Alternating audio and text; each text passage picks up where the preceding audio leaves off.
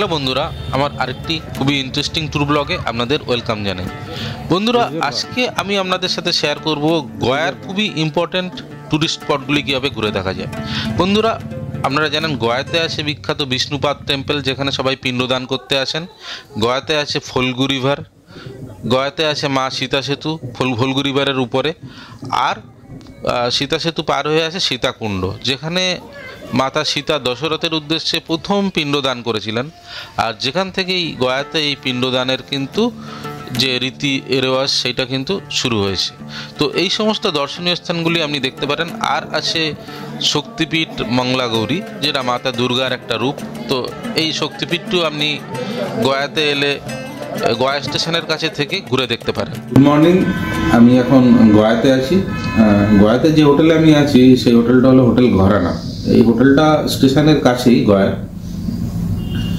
আর গতকাল আমি হাওড়া থেকে এসেছিলাম গয়াতে বন্দে ভারত এক্সপ্রেসে করে। আর বন্দে ভারতের আমার কমপ্লিট একটা জার্নি, তার একটা ভিডিও কিন্তু অলরেডি আপনাদের সাথে আমি শেয়ার করেছি। আজকে সকালে আরও কিছুটা সময় আমার যেহেতু আছে, তাই আমি এখানে আশপাশে এই গোয়ারই আশপাশে বেশ কিছু স্পট কভার করবো। যেমন আপনারা অলরেডি জানেন যে এখানে একটা বিষ্ণুপদ টেম্পল আছে, যেখানে পিণ্ডদান করতে সবাই আছে। তো আমি টেম্পলটা ঘুরে দেখবো। আর তার পাশে ফল্গু রিভার আছে, এবং সেই ফল্গু রিভারের উপরে একটা ব্রিজের মাধ্যমে অপোজিটে গিয়ে সেটা আমি জানলাম যে একটা সীতাকুণ্ড বলে জায়গা আছে। তো সেই জায়গাগুলোও কিন্তু আজকে আমি ঘুরে দেখবো, এবং তার ভিডিও কিন্তু আপনার সাথে আমি শেয়ার করবো। আর এখানে একটা শক্তিপীঠও আছে মানে গয়াতে, সেই শক্তিপীঠটাও আজকে কভার করব। তো গয়াতে প্রথম যে জায়গাটিতে আমি এলাম, আর আজকে হলো জানুয়ারি মাসের 31 তারিখ। তো এখন একটু ঠান্ডা ঠান্ডা আছে গয়াতে। তো আজকে যে টেম্পলটা এখন আমরা এলাম সেটা হলো বিষ্ণুপাদ টেম্পল। এই বিষ্ণুপাদ টেম্পল খুবই প্রসিদ্ধ টেম্পল। এখানে সবাই গয়াতে এলে পিণ্ডদান করার জন্য আসেন। সারা ভারতবর্ষ থেকে অনেক মানুষই এখানে পিণ্ডদান করতে আসেন। তো এই বিষ্ণুপাদ টেম্পলে কিন্তু আপনি মোবাইল নিয়ে যেতে পারবেন না, জুতো পরেও যেতে পারবেন না। তো এই বিষ্ণুপাদ টেম্পল যেটা দেখছেন, এই বিষ্ণুপাদ টেম্পলের পাশেই কিন্তু আপনার মোবাইল জুতো জমা রাখার কিন্তু কাউন্টার আছে। তো দেখছেন সবাই বিষ্ণুপাদ টেম্পল কিন্তু দেখে এখান থেকে বেরিয়ে আসছেন। তো এই সামনে যে জায়গাটি দেখতে পাচ্ছি, বাঁ দিকে গেলেই কিন্তু আপনি জুতো এবং আপনার মোবাইলটা জমা রাখতে পারবেন। জুতো জমা আর মোবাইল জমা রাখার জন্য ওই 5 টাকা থেকে 10 টাকার টিকিট আপনার লাগবে। আর এখানে কিন্তু অনেক দোকান আছে, যে দোকান থেকে আপনি কিন্তু ফুল মালা এইগুলো নিয়ে টেম্পলে পূজা দিতে পারবেন। আর টেম্পলটি দুপুরবেলা বন্ধ থাকে, 2 থেকে 2:30 এই সময় টেম্পলটি মনে হয় বন্ধ থাকে, টাইমটা এরকমই হবে। তো আমি যখন গেছিলাম টেম্পলটি বন্ধ ছিল। তো তাও মানে পূজাটা বন্ধ থাকে, কিন্তু আপনি কিন্তু টেম্পলের ভিতরে ঢুকে পুরোটা দেখতে পারবেন। আর এখানে সবাই পিণ্ডদান করতে আসে, সেটাই কিন্তু দেখা যায়। আর এই বিষ্ণুপাদ টেম্পলের পাশেই এই দেখছেন, এটা হচ্ছে ফল্গু রিভার। এই ফল্গু রিভারের পাশেই কিন্তু সবাই যজ্ঞ করে, পিণ্ডদানের পূজা অর্চনা করে। তো ফল্গু রিভারে সাধারণত জল থাকে না, কিন্তু এখন ফল্গু রিভারে একটা ব্যারেজ বা একটা রিজার্ভার টাইপের তৈরি করেছে। জলটাকে আটকে রেখে এখানে কিন্তু জলটা একটা স্টোর করেছে, যাতে করে সবাই পূজা অর্চনা করতে পারে। আর এই জলটাকে ব্যবহার করে যে ড্রিঙ্কিং ওয়াটার সাপ্লাই প্রজেক্টও এখানে বিহার গভর্নমেন্ট তৈরি করেছে। তো এই জন্য এখানে এখন গেলে কিন্তু আপনি ভালো জল দেখতে পারবেন। তো এখানকার পৌরাণিক গল্প হলো যে গয়াসুর নামে একটা রাক্ষস ছিল। সেই রাক্ষসের ব্রহ্মার একটা বরদান ছিল যে গয়াসুরকে টাচ করলে সবাই কিন্তু স্বর্গে যেতে পারবে। কিন্তু তো সেই জন্য সবাই তখন গয়াসুরকে স্পর্শ করে স্বর্গে যাচ্ছিল, এবং নরক লোক তখন খালি হয়ে যাচ্ছিল। তখন ব্রহ্মা গয়াসুরের কাছ থেকে সেই বরদানটা যখন ফিরিয়ে নিচ্ছিলেন, সেই সময় বিষ্ণু পদ দ্বারা গয়াসুরকে কিন্তু চেপে রেখেছিলেন। তো সেই জন্য যে টেম্পলটা দেখালাম, সেইখানে নাম হলো বিষ্ণুপদ টেম্পল। আর বিষ্ণুর চরণ চিহ্ন কিন্তু বিষ্ণুপদ টেম্পলে আমরা দেখতে পাবেন। আর তার পাশে হচ্ছে এই ফল্গু রিভার। আপনারা অনেকেই জানেন এই ফল্গু রিভারের কথা, যেটা বিষ্ণুপদ টেম্পল আর ফল্গু রিভার একসাথেই আছে, যেখানে সবাই পিণ্ডদান করছে। এখানে ছোট ছোট যজ্ঞশালা আছে, আর দূরে একটা পাহাড় দেখা যাচ্ছে। এই ছোট ছোট যজ্ঞশালা, এই যজ্ঞশালাতে কিন্তু সবাই পিণ্ডদান যে রীতি রেওয়াজ, প্রথমে বিষ্ণুপাদ টেম্পলে পূজা, তারপর এখানে ফল্গু রিভারের ধারে পিণ্ডদান যে প্রক্রিয়া চলে, আপনারা অনেকেই জানেন। গয়াতে এটা অনেক পৌরাণিক কাল থেকে চলে আসছে। তো এইগুলো কিন্তু দেখা যাচ্ছে।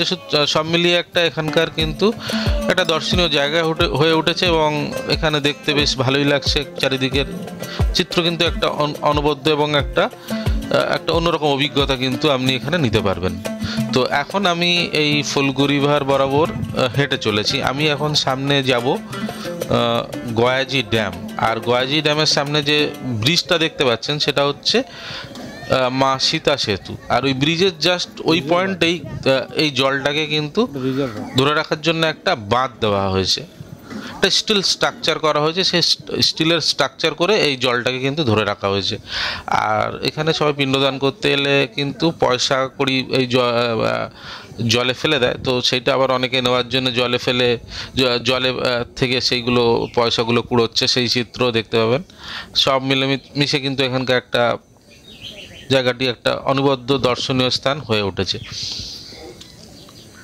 এই দেখতে পাচ্ছেন সবাই, আবার অনেকে এখানকার যারা লোকাল তারা আবার সেই পয়সাগুলো ওখান থেকে তুলছে। তো এই হচ্ছে গয়াজি ড্যাম। এখানে 10-15 মিনিট যদি দাঁড়িয়ে চারিদিক দেখলে কিন্তু মনটা বেশ ভালো হয়ে যায়। আর আমি এখন এই জায়গা দিয়েই গয়াজি ড্যামের উপর দিয়ে এই মা সীতা সেতু পার হয়ে যাব। পার হয়ে অপোজিট পারে আছে সীতাকুণ্ড, যেটা একেবারে এই ভিডিওর প্রথমেই বলেছিলাম।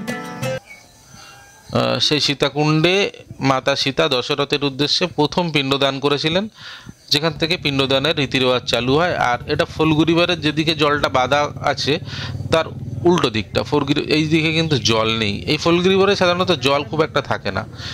শোনা যায় এই ফুলগুড়িভারের জলটা মাটির নিচ দিয়ে প্রবাহমান।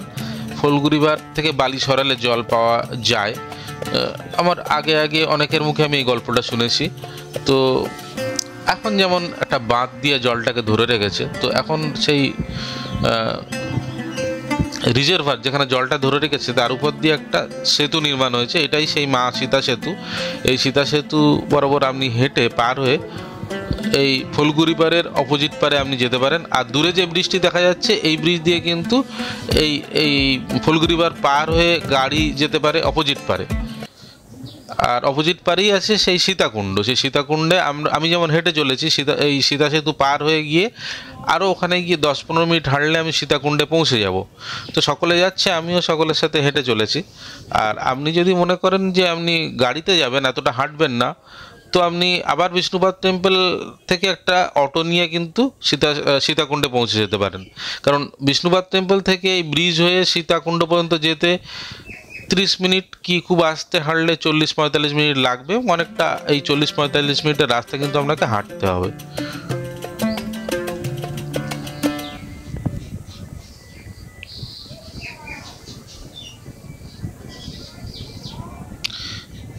এই ব্রিজে দাঁড়িয়ে অনেকেই ফটো নিচ্ছে এবং অনেকেই কিন্তু এই ব্রিজে দাঁড়িয়ে দূরের দৃশ্য উপভোগ করছে। সত্যি এটা একটা খুব সুন্দর ভিউ পয়েন্ট।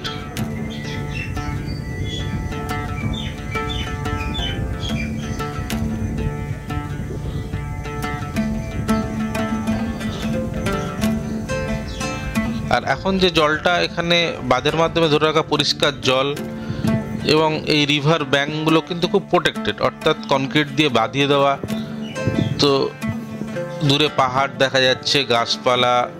সত্যি এখানকার চিত্রটি কিন্তু আমি যেটা উপভোগ করলাম আমার কিন্তু বেশ ভালোই লাগলো। তো এখন ওই যে পার হয়ে ওই সামনে দেখতে পাচ্ছেন ওই দিকেই আছে সীতাকুণ্ড। সেই সীতাকুণ্ডের দিকে কিন্তু আমি এগিয়ে চলেছি। আর পেছন থেকে ড্যামটাকে কিন্তু, ড্যাম বলছি যে সীতা সেতুটাকে দেখতে ভালো লাগছে।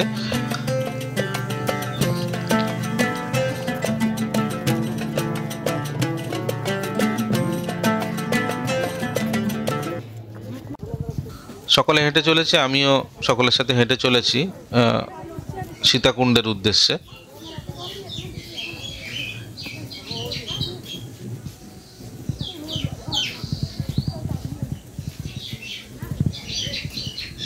আর এই সীতাকুণ্ডে যাওয়ার সময় বাঁ দিকে কিন্তু অনেক চিত্রের মাধ্যমে রামায়ণের পৌরাণিক কাহিনীটাকে খুব ভালোভাবে ফুটিয়ে তোলা। এখানে রামের বনবাস জীবন এবং বনবাসের বিভিন্ন কাহিনী রামের রাবণ বধের দৃশ্য, এই সমস্ত কিন্তু এখানে বাঁদিকে কিন্তু চিত্রের মাধ্যমে ফুটিয়ে তোলা। তো এইগুলো দেখতে দেখতে আপনি সীতাকুণ্ডের দিকে এগিয়ে যেতে পারবেন।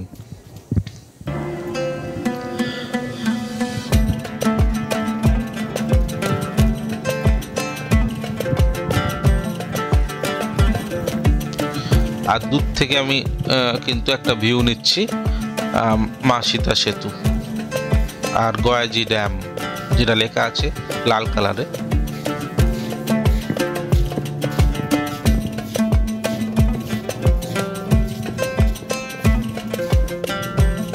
দূরে পাহাড় দেখা যাচ্ছে। এখানকার চিত্রটি কিন্তু খুব সুন্দর হয়ে ওঠেছে। এটা একটা ঘুরে দেখার জায়গা। আপনি এখানে হেঁটে হেঁটে ঘুরলে কিন্তু বেশ ভালোই লাগবে।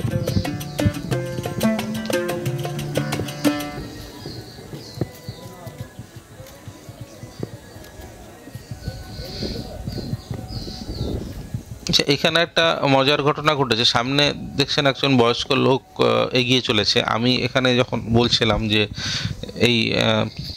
এখানে দেখতে পাচ্ছেন যে দশরথ হাত বাড়িয়ে মা সীতার কাছ থেকে পিণ্ড নিচ্ছেন, যেখান থেকে এই জায়গাটা একটা পিণ্ডদানের রীতি তখন থেকেই চালু হয়েছে। মা সীতা যখন দশরথকে প্রথম পিণ্ডদান করেছিলেন, এবং আরও রামায়ণের অনেক চিত্র কিন্তু এখানে ফুটে উঠেছে এই পেন্টিংয়ের মাধ্যমে।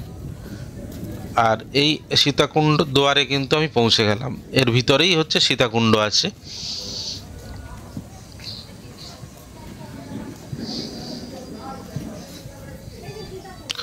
এই সেই জায়গাটা সীতাকুণ্ড, যেখানে মা সীতা দশরথের উদ্দেশ্যে প্রথম পিণ্ডদান করেছিলেন। তো এই সেই সীতাকুণ্ড লেখা আছে, এই সীতাকুণ্ড মন্দির।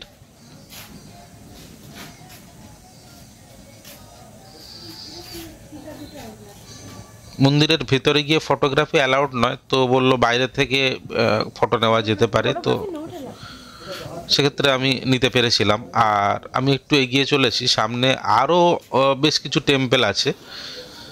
এই রামায়ণের পৌরাণিক কাহিনীর সাথে জড়িত, রাম সীতার বনবাস জীবনের সাথে জড়িত। শোনা যায় রাম সীতা যখন বনবাসে ছিলেন তখন এই জায়গা দিয়েই যাচ্ছিলেন।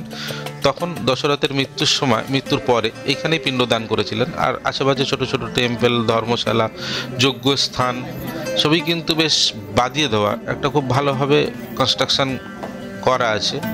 এখানে আপনি অনেকক্ষণ বসতেও পারেন, বসে রেস্ট নিয়ে আপনি ফটোগ্রাফি করুন, ভিডিওগ্রাফি করুন, আস্তে আস্তে বসে দেখুন, জায়গাটা বেশ ভালোই লাগবে।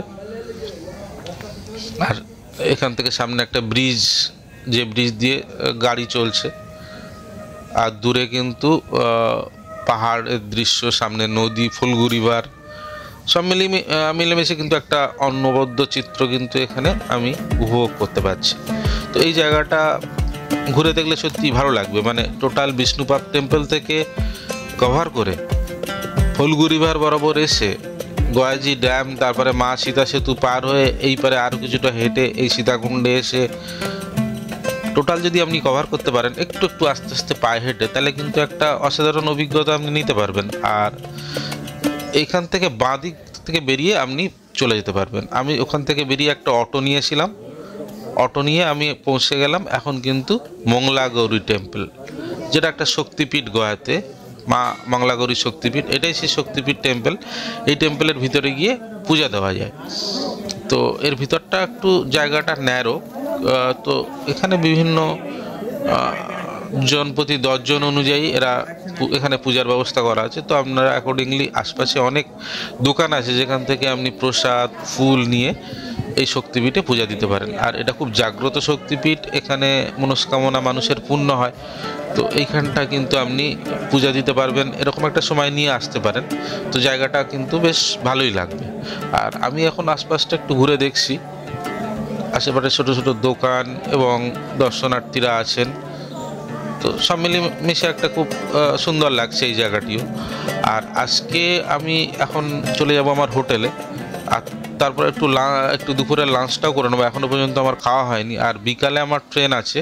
আমি আজকে গয়া থেকে চলে যাব বারাণসীর উদ্দেশ্যে। বারাণসী পর্যন্ত ট্রেনে গিয়ে আমি বারাণসী থেকে আরেকটা ট্যুর আপনাদের সাথে শেয়ার করব, যেটা হলো বিন্ধ্যাচল, বারাণসীর খুব কাছে। তো নেক্সট যে আমার ভিডিওটি আসবে সেটা বিন্ধ্যাচলের উপরে। তো এখন আমি এখান থেকে চলে যাব, দুপুরের একটু লাঞ্চ সেরে নেবো, নিয়ে আমার হোটেলে গিয়ে কিছুটা রেস্ট নিয়ে তারপর আবার গয়া স্টেশনে পৌঁছে যাব। তো আমি এখন একটু দুপুরবেলায় লাঞ্চ সেরে নিচ্ছি। তো এরপরে আমি হোটেলে গিয়ে একটু রেস্ট নিয়ে গয়া স্টেশনে চলে যাব, কারণ আমার ট্রেন 7টাতে আসে। তো আজকের ভিডিওটি আমি এখানে কমপ্লিট করছি। দেখা হবে আমার নেক্সট ভিডিওতে বিন্ধ্যাচলের উপরে যেটা বানাবো। তো আজকে আমার ভিডিওটি দেখার জন্য সকলকে ধন্যবাদ রইল। আর please like and subscribe my channel, তাহলে এই ধরনের আরও ভিডিও আপনাদের সামনে আমি তুলে ধরতে পারবো।